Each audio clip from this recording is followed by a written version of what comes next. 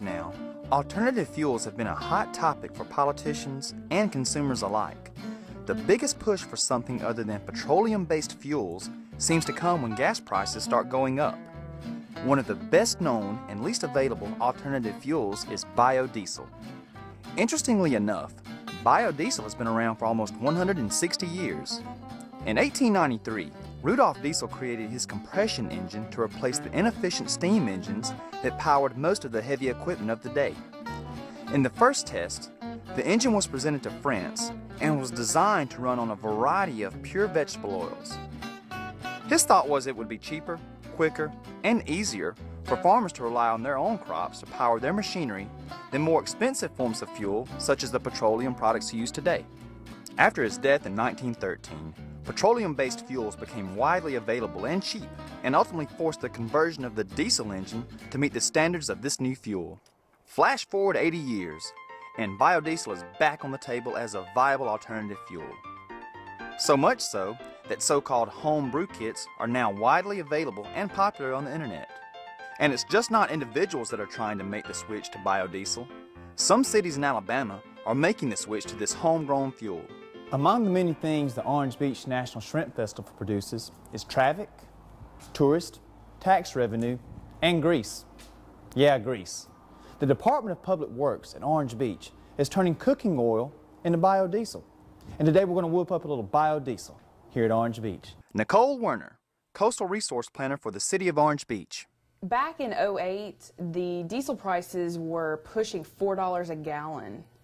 And in this economy, anything we can do to save money will help the city. And so we started researching alternative fuels. And, you know, money is one factor, but also, you know, the environment. Biodiesel is a clean, burning alternative fuel system.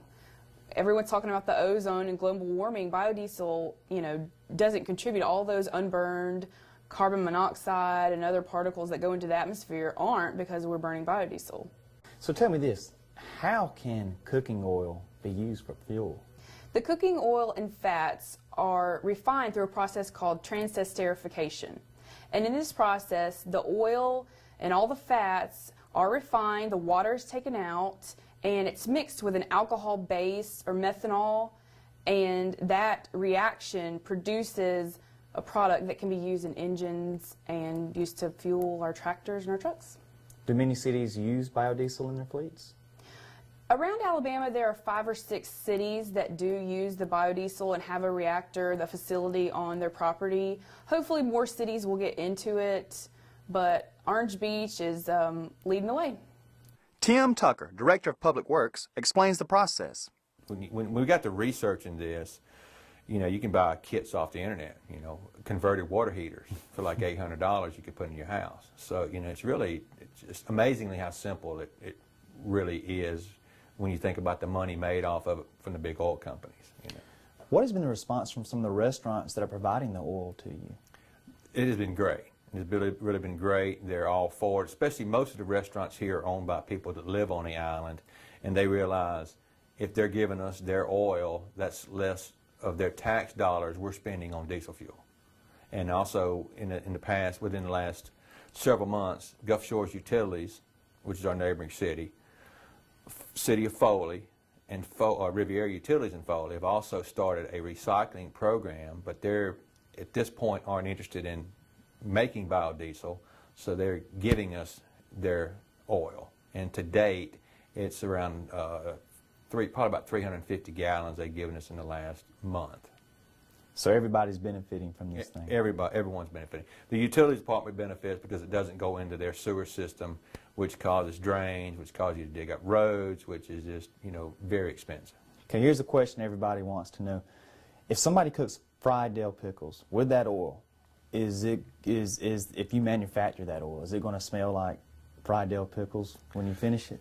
You know, it's a good question. It seems, I think it probably smells like what you cook in it, but the oil we get here is kind of a blend.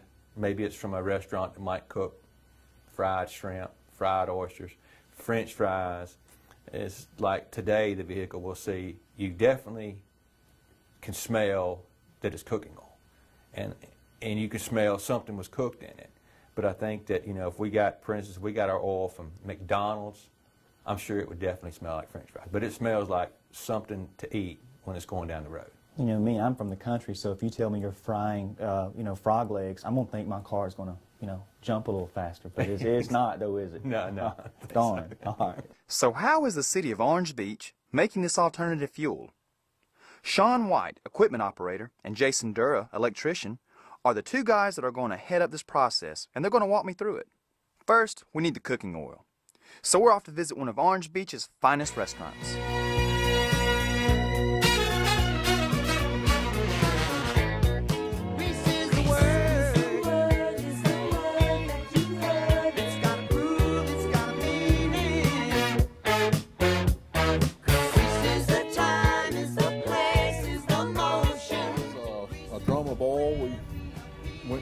Went and picked up from a restaurant, and what we're going to do is hook this line to it, Okay. and run it through those filters inside, Okay. and then it'll pump it straight over into our reactor and get ready for the process. And that's what we're trying to do? Yep. All right.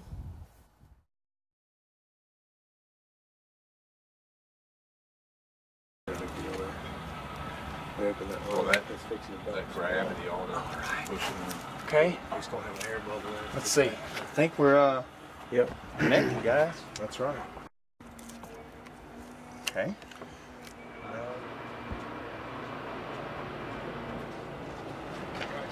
Basically what you're going to be doing is just changing our filters. We've got a 100 micron filter in here and a 5 micron filter in here. And then we use this hook to reach in there and take the filter out. That's Yeah, you can pull it out with your hand, and I usually just leave your metal in there? That's right. Just leave that metal Keeping the filters clean is one of the most important steps in the process. Without these filters, the processed biodiesel would be, well, kind of chunky. milliliter And of this that oil. and what's this for? To test To something? test, to see how much lye we're going to use in the reaction. Is that about enough? So we'll have That's more than enough. not trying to use them.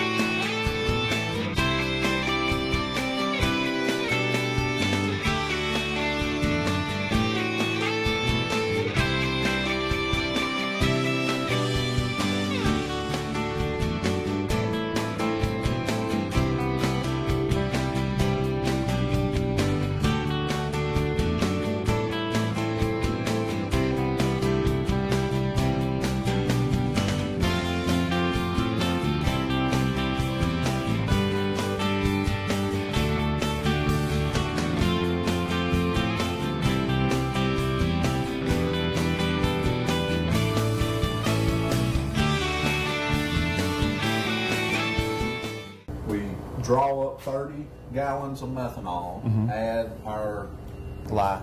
how much sodium to Lye add to the methanol. You let the methanol and the lye mix in this tank. Once it's mixed, it draws itself over into the reactor. Well, then it just sits there and circulates for 2 hours. 2 hours. And then you let it sit for about an hour, and it does its chemical reaction. Through the magic of television, we can speed up a 3-hour chemical reaction waiting process into about 10 seconds. And now it's doing something over here. I guess. Jason just changed it over, transferring it to the finished tank. So Sean and Jason, the fuel going into this tank, I mean That's ready to go in a truck. it's ready to go. You can unscrew the diesel cap. All right.